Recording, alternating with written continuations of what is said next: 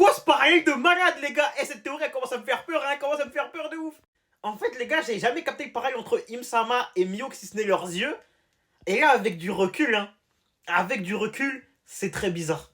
C'est très très très bizarre. D'un côté, Im-sama et donc Mihawk, les deux ont le même regard. Est-ce un hasard? Oui, non, on verra ça par la suite. Maintenant, les deux règnent littéralement sur un château, ou du moins un symbole de royauté, si je puis dire. Les deux ont un domaine, un château, à savoir Marie-Joise là, avec un énorme château.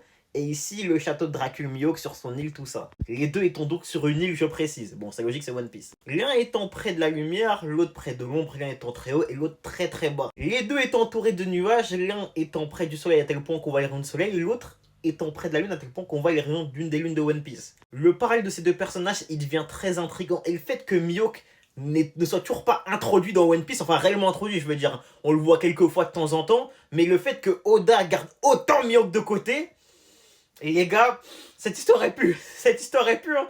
Bientôt les premiers qui vont danser tout nus avec un os dans le nez. Oh là là, c'était bizarre ça.